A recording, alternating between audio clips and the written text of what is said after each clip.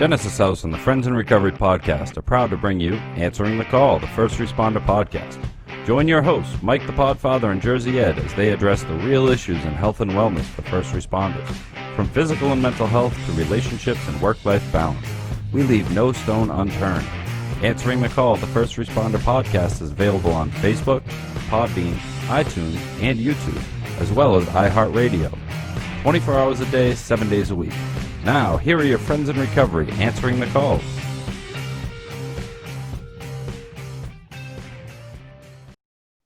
Hey everybody, welcome to Answering the Call, the First Responders podcast. I am Mike Miles, the Podfather. I'm Jersey Ed, guys. Jersey Ed. I'd like to real quick thank FirstNet, built by AT&T, for sponsoring this show. They've been wonderful, and that's they're our new sponsor as far as everything goes. So thank you, FirstNet, built by AT&T. Real quick, Podfather, we have a special guest on today, Eric H. He's a grateful recovering alcoholic, an alumni of Hazleton. He's been in a 12-step recovery for 13 plus years, and he's been a Minneapolis police officer for over 20 years, proudly serving his community. I know him very, very well, and we're going to talk to him in a minute, about what's going on. And I have a special topic I want to talk to you guys about today. But Podfather, how's things going up? I see your Army signs. I see some cool stuff you have in the office over there, and reminiscing about your old days. Huh? I'm throwing all that stuff up there. I like keeping the office kind of like a conversational piece. There's a lot in here. It's a very busy office, but I saw that sign back there, and I actually at a Home Depot. No, it was at a Lowe's, and I couldn't resist it. I had to grab it. It's pretty cool. You were Army, right, Podfather? I was in the U.S. Army Military Police Corps. Yep, from 72 to 75, and actually I just celebrated my 48th year of joining the Army. Wow! And right out of high school, 1972, and it goes by fast. A friend of mine, we joined on the buddy plan, Kevin Richardson, and Kevin is a retired police officer from Drake. He was actually he made it up to, he was the chief. He retired as the chief of police, and I retired as a patrolman. But Kevin and I met the day of our anniversary. We smoked a cigar, old war stories, guys that we knew from basic training, and wondering what they're doing and where they are. We had located a few of them over the years, but it's just amazing how fast time goes by. And really, it's we're here for such a short time, it just goes by quickly. I know. My guess is Kevin will probably say you retired the smart one, I guess. All the headaches I'm sure he had as he had a great line, and it really made me laugh. He just a real quick side story, and so when he went from lieutenant to chief, but very capable, a great cop. I mean, just a good guy, great guy, straight shooter, intestinal fortitude beyond, just a brave soul. He's actually a Medal of Valor recipient. He was involved in a shootout. He saved the life of a couple of other officers in a shootout, and he's the real deal, But he had a great line, and his humor is really good. But so he sat down with the town manager when he was going to be appointed chief, and the manager said, "We're going to be getting new cruisers, new police cruisers. We have a grant, they had some funds to buy new police cruisers. They had just built a brand new police station." So Kevin kind of went in, the chief's position at a good time as far as finances went. But he said, "Is there anything you'd want on the cruisers?" And the town manager was a very straight-laced guy. Like he probably wouldn't even get a joke. But Kevin just looked at him and he said, "Yeah, I'd like to have, and then the manager said, would you like something on the cruiser, like protect and serve?" And Kevin said, "Well, I'd rather have something on it that would say along the lines of, don't let your problems be our problems." Oh my God. It just cracked me up, And the manager thought he was serious, Kevin smiled. He goes, "No, whatever you want to put on it. Just like, don't let your problems become our problems." In other words, we're not even going to bother to stop to help you. We're just That's it. That's it. Just don't let your problems be our problems. Speaking of don't letting your problems be our problems, we have Eric on the show. How you doing, Eric? Welcome to the show. Yeah. Eric, you there? Can you hear us? Yep. I'm good. And that was listening to that story. That's kind of funny. I've had moments where I wanted that to be my motto. So Yeah, I know how that is. Guys, I never even thought about that. Like, we see signs like just because it's your problem, it's not my problem. That's actually the opposite of the police department, right? It's like our problem's our problem. Right. Yeah, my problem is your problem because you guys have to come protect us somehow if I'm in trouble or if I'm causing trouble, right? I mean, never thought about that.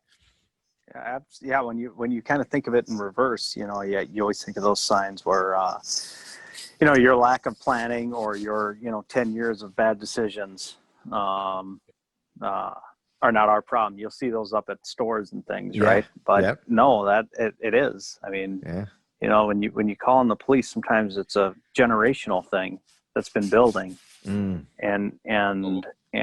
you walk in the door and it's like, here you go. Mm-hmm. At least, even if you can't fix it, you got to make it at least well enough that you can leave, right? Mm-hmm. In good faith. Yeah. So I was told years ago in the academy back in '79. I was told by an FBI agent who was addressing the 33 recruits that I was in the room with myself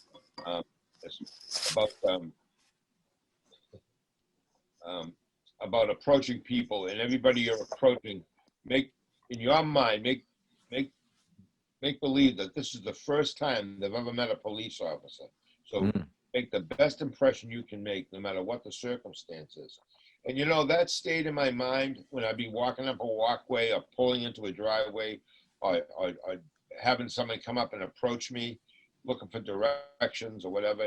Some woman would have a map in her hand back in the day, and I always had that in the back of my mind that this could be the first time. So I always tried, and diligently tried to always make the best impression. But Eric, there were times when I had a guy one time, I was sitting at a red light, and the guy starts climbing in my cruiser on his hands and knees. He opens the door and he came in. He was being chased by these thugs and bats and everything.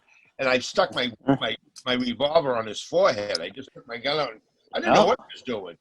And now he's like, "Oh my God, please!" And I said, "What are you doing? What the hell are you doing?" He said, Yeah, no, I someone had told me a long time ago, and I really try to impart this on newer people. If you think of every contact you have as someone who's going to potentially be a juror someday, maybe not a juror in your case, but right when you can actually help any public safety person who has to walk up and sit on the stand, right? By the impression that you gave to the person. And it could be, from dealing with their garage burglary to maybe if they were the victim of a serious incident, and it's, I don't know why that rang with me, but it's true, because I've testified in court enough times where you walk in and all eyes are on you. And if somebody's in that jury box and all they've had is, negative impressions of the police because of the way the police treated them, you're already at a deficit. I got to break in here. There's some awful background noise chiming. Sounds like someone's got change in their pocket. And Eric, do you have headphones in? I don't know. Yes, I do. Yeah, just take your headphones out and that noise will go away. I don't have headphones. No, Eric. Oh. I don't know what that is. See here. There you go. No, is it better now? Yeah, much better. Okay. Yeah, it's fine. All right. Technical issues on the fly. We're fixing them, guys. Our producer should be able to take that out. What do you think? Probably not. So we'll just keep going. We'll see if she could, but real quick, I want to talk about some things here that I think that you guys have in common. And as you guys know, I'm a civilian. The only thing I have in common with you guys is the We're all men. We're men, and we're in sobriety. I'm sorry, I'm in sobriety, and but I want to know, like, you guys go to some meetings with police officers, other badge meetings. Eric, I'm sure you have badge meetings up there, right? Mm-hmm. Yep. Okay, and in the badge meetings, or even like when you guys are on patrol or on duty or whatever, Eric, I know you're still active, still a police officer. What is it like? Do you ever run across a police officer or somebody in recovery that and you kind of like, okay, well, this is cool because I just needed this look or this hello or know that I'm supporting you at this moment? Is that something? Any stories? So this is police stories from the field, guys. What I'm getting at is that's the name of the show for today. So I wanted to know if there was any stories that you guys have, like, that has to do with recovery as a police officer. Well, Yeah, go ahead, Eric. Okay. Yeah, I would say, what's nice about where I work right now is that there's starting to be not so much. I'd say the group of officers at all ranks that are in recovery. Mm-hmm. I don't think nothing has changed as much as we're all comfortable with each other. So more and more people are kind of coming out and saying, hey, I've been in recovery for whatever amount of time, some short term, some really long term, and never really talked about it. And there is almost that look you're talking about, Ed, but it's funny when we pass each other in the hall or we bump into each other in offices, we'll actually start. It's like we forget about the police stuff for a while. We'll be talking about recovery. We're talking about meetings we go to or anniversaries always come up, like I don't brag about my sobriety date to anyone really, except for these cops. I'm like, I'll tell them like, hey, last month was whatever. So it's great. It's like, it's almost like we're able to, obviously not at the scene of an emergency, but in most of the time, when things are more routine, it's like we forget we work for the police department and we talk about recovery stuff. That's or cool. We'll even say, hey, if you get a chance, reach out to so-and-so. He's fine with you reaching out to him. Right. So it kind of, it's almost like it's almost like a snowball down a hill in a good way. If that makes any sense, like as it's growing and it's, and people with certain stature in the department are talking about it. It makes it easier for other people who are newer to recovery to go, hey, I know him, I know his reputation, or I know her reputation. And it's pretty stellar. And here they are talking about it. Right. So it's, and I hate to always use the word stigma, because I think we are starting to finally move away from that. But if it anything, it does kind of remove maybe some of that stigma, like, hey, these are some pretty good people and they've been there and they can probably help me. So yeah, I just think it's funny how now it just turns into an impromptu, and if there's three of us, it's like a meeting, an informal meeting will break out. So it's great.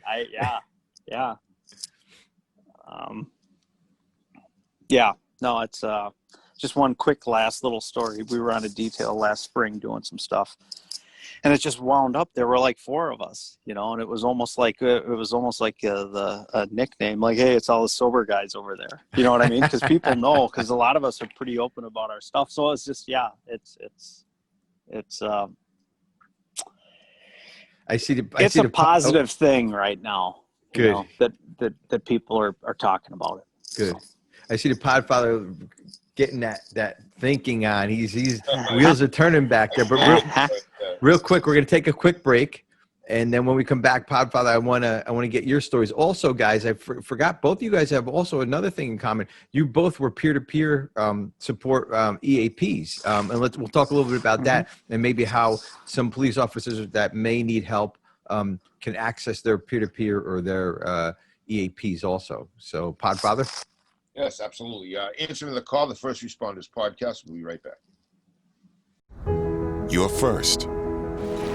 First to respond. First to put others' lives before your own. And in an emergency, you need a network that puts you first. That connects you to technology, to each other, and to other agencies. built with and for first responders. FirstNet, the only congressionally authorized wireless network for first responders. Because putting you first is our job. Since 1992, Genesis House has been helping real people heal from addiction on their private recovery campus in beautiful Palm Beach County, Florida.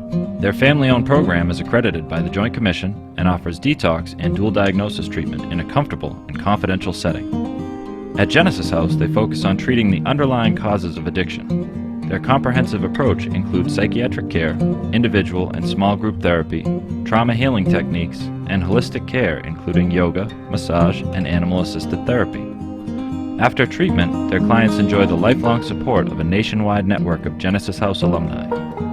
Call Genesis House today at 1-800-737-0933 to speak with someone who understands. Visit them on the web at www.genesishouse.net.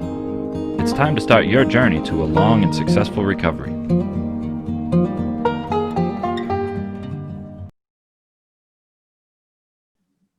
Hey everybody, welcome back. Answering the Call, the First Responders Podcast. I am the Podfather, Mike Miles. And Jersey Ed here with Eric H. as our guest today. He's one of our police officer from Minneapolis, Minnesota, and where it's a tough atmosphere up there now, and tough place to be a police officer. We're going to continue with that, but real quick, how about that FirstNet built by AT&T guys? That commercial. We're very blessed to have them on with us, and I would like to thank them again. Thanks, FirstNet by AT&T. And Podfather, before the break, real quick, phone numbers. If you have any questions for Eric, Podfather, or myself, 617-379-1163, or help at friendsandrecoverypodcast.com. Give us a call and or email us. And if you also, guys, if you want to be a guest on here like Eric is, like Eric's microphone, if you want us to have a real thing in the middle of the show and tell you that your microphone isn't working well, give us an email or give us a call. We'd love to get for one of you first responders on the show, and we'll do that. Get emails every day for them. So, Podfather, we were at the break. We were talking about kind of. I like that Eric had his little four guys that kind of have the recovering guys kind of hanging out at the detail. That's pretty cool. That must have been really, really cool. So, like a good feeling knowing that you have this support there. And Podfather, have you had experiences like that? Well, I got sober in '86. Back then, there really weren't a lot of support groups for police officers, although there was a Boston police officer who started a program in the early '80s, late '70s. His name was Eddie Donovan, and Eddie Donovan had I guess they didn't call it a badge meeting, but it was a badge meeting with all police officers. And it was in Jamaica Plain, which is above Boston. Excuse me. So I went to that meeting one night, and it was so nice finding people, police officers that had a problem with substances. I also flew down to Pittsburgh, Pennsylvania, and I spoke at a Chiefs of Police convention, and as a recovering police officer. And again, the reception I got was actually a standing ovation. And I'm not a great speaker, but I spoke from the heart about how my struggle was to get help. And I had been a decorated police officer. I had problems, but I was doing a good job. Unfortunately, food and drugs kind of took me down a different path. But it was such a good moment, and I really didn't have a script. I just get up and spoke. I had a few notes, but I don't even think I looked at them. And the next thing I know, I got all these big burly cops with, hands as big as canned hams clapping, clapping in the back. And an attorney was there. He was the attorney for the union for the Pittsburgh Police Department. And there had been a police officer who got caught taking drugs out of a police locker. He was a detective. He had gotten addicted to cocaine, and he asked me if I could testify for this police officer. And so I flew down months later and testified, and the cop got to keep his job. Wow. Yeah, but as far as meetings went, I went to regular meetings, and I was always worried that I was going to see somebody I had arrested, and they would think I was a hypocrite or whatever, But as it turned out, the people that were in the halls of recovery, they were looking at me with different lens. They were looking at me as now I'm one of them. And I was never a punk cop. I was always very, not that I didn't make a few mistakes along the way, but I was always very, I was there to help you. I wasn't there to hurt you. I could have arrested a lot of people that I didn't arrest because their crimes didn't warrant arrest. Their crimes warranted getting help. I'll say one thing about being in recovery. Over the years, I helped so many people that were being put into the police wagon, that were being booked. Yeah. Directed them where to go to get help. And then eventually, as you know, it became the EAP, and hundreds of cops from all over the country. Been on national TV. Not bragging, just saying I was. And I got people getting in touch with me from Washington State, from Virginia, from Maine, Florida, from Texas. And it was cool. It was kind of a new era, and now it's almost a common thing. Most departments have EAP. Yeah. And peer-to-peer EAP, Eric, I know you ran the peer-to-peer EAP. A good friend of ours, Brian from the Twin Cities, across the river there, or over. Brian. God, what's Brian's last name? Brian Casey. Jesus, God, I'm losing my mind. Yeah. Brian Casey, who's been on the show 3 or 4 times. He runs their EAP program. Now, did you run an EAP program, Erica, or were you peer-to-peer, Eric? Eric, not Erica. So currently, yes, I did run the EAP, and I've transitioned out of that, but I am still an active peer team member. Good. And have been for a long time. So, yeah, I'm still doing that actively. Yeah, now, the peer-to-peer. Eric, some peer-to-peer EAP, I know these are like kind of words that you think that people would kind of understand, but there might be some new guys out there, maybe somebody who might just be shut off to it that are listening to this. Can you explain what the EAP and peer-to-peer, what they do? Sure. So in Minneapolis currently, the EAP is an employee. Here it's a sworn police sergeant, and we do have an officer in that unit too. And it's more employee assistance, and we have it really geared now towards listening and then helping you find the professional resource that's probably going to best assist you.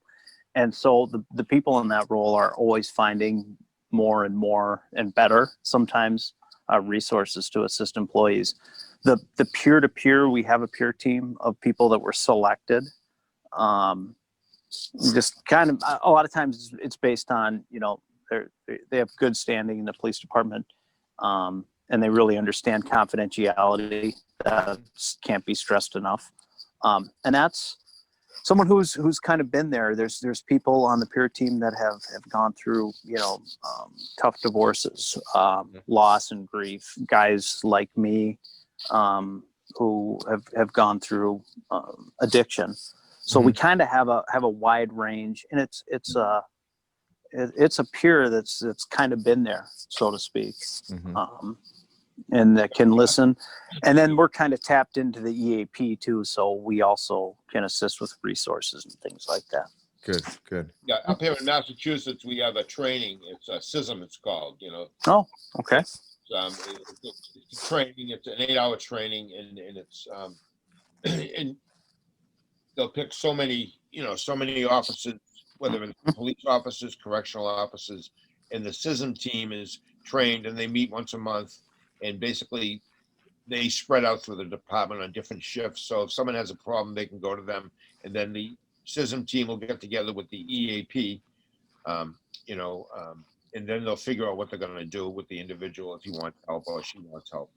So it's good to see that there's so many alternatives now, that most departments see that we're in a high stress job, probably one of the highest stress jobs there is, police and corrections. And, and we want to help our own. I know for a fact, most cops aren't going to trust a clinical social worker that has no knowledge of police. They're going to trust a police officer who's educated and knowledgeable and has done the job. They're going to open up to them. And, I think it's a must. I really do. I don't think it's something that should even be debated. If you can Mhm. find somebody who's got a master's degree in social work and license to provide assistance, I think cops and correctional officers, firemen, EMS, I think they're all going to go to people like that. And another thing you guys have in common, both of you guys, I believe, Eric, did you use your EAP? And Podfather, did you use the EAP, or was that something that didn't exist at the time? And when you guys got sober, yeah, I say you guys because I'm from Jersey, so that's what we say, you guys. When you guys got sobered, is that something that you guys kind of used and utilized? We didn't have an EAP in my department until years later. Okay. I had a friend that helped me, though, another police officer.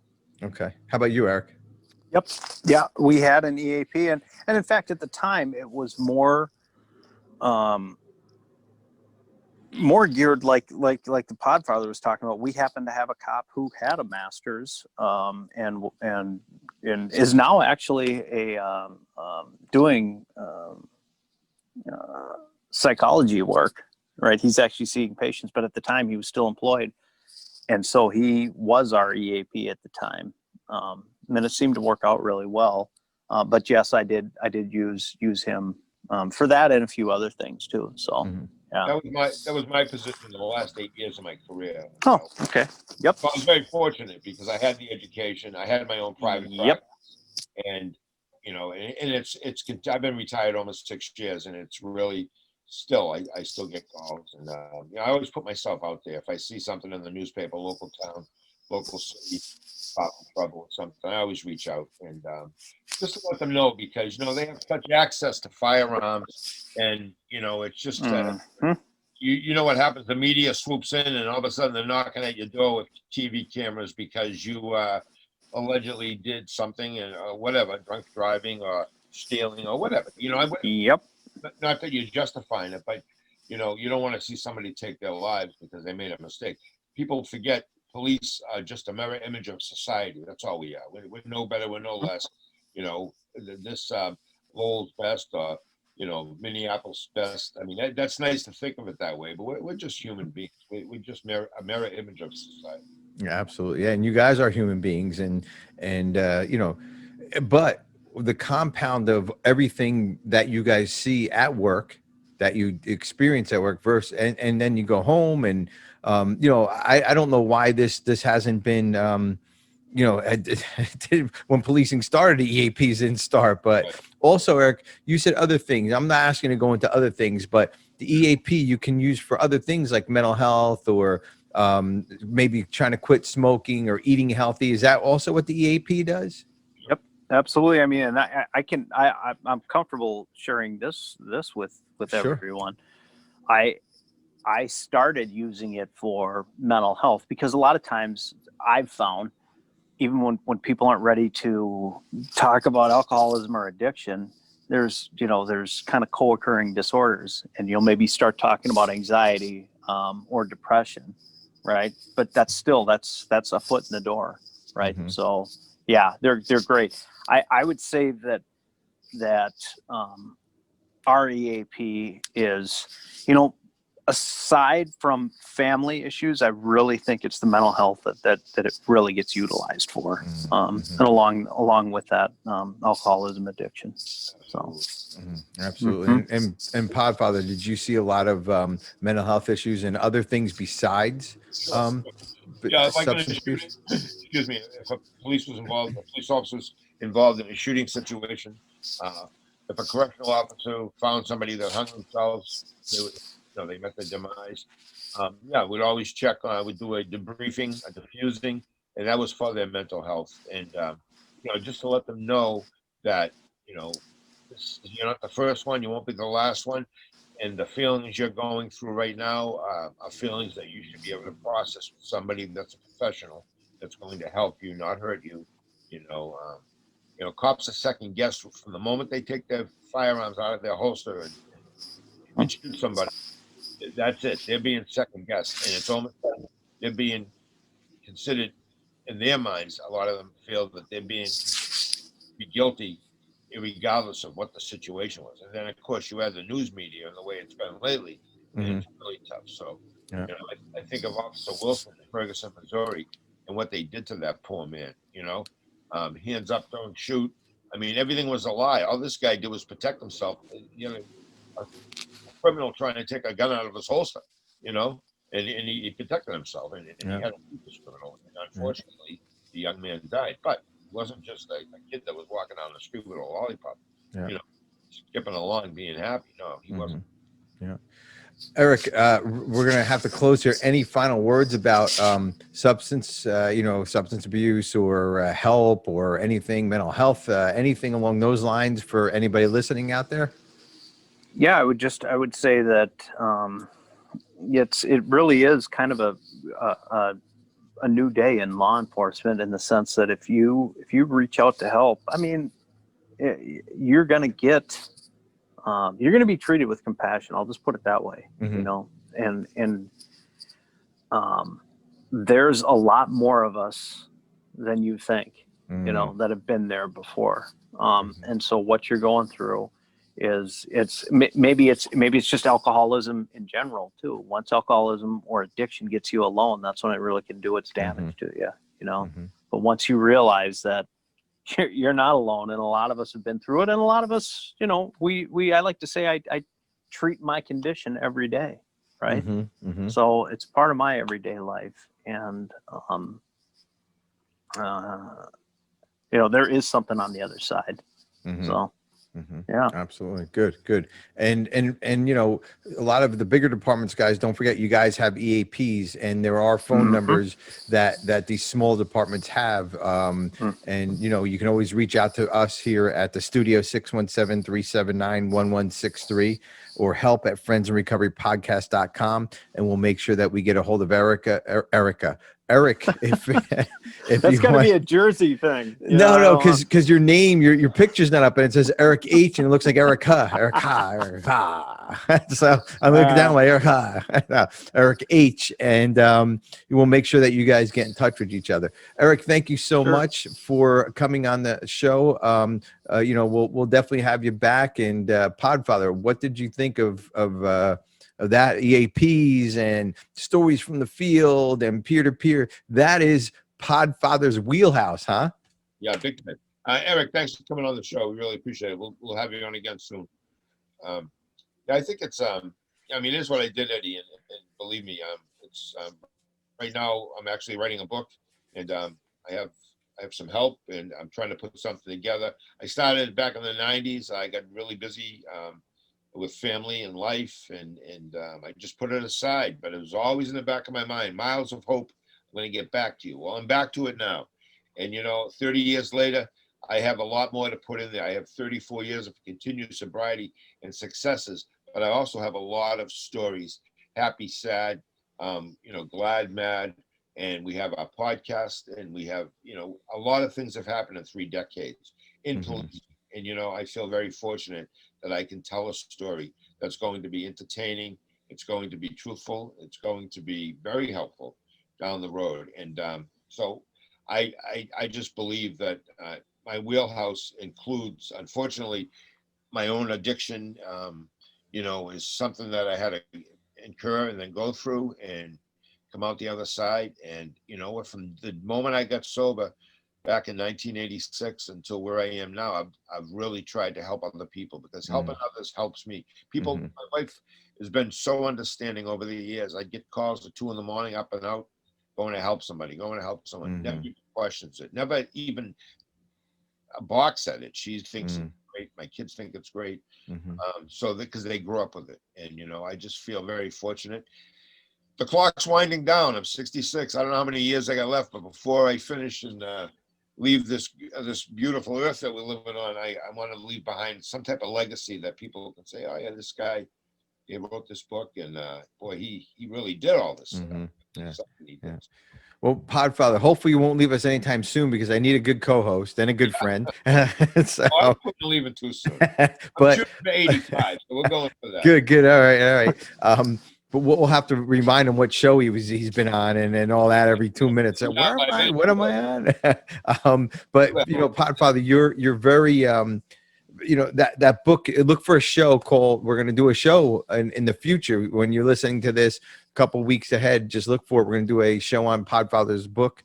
We're going to talk about Miles of Hope. We're going to really discuss where he's at with it and all that. But, you helped a lot of people along the way. You helped not just police officers, you helped a lot of civilians along the way. And I'm one of them. I'm definitely one of them that, when there's a hard time, I call you up. You and I talk almost every day, either if it's by text or by phone or whatever it is.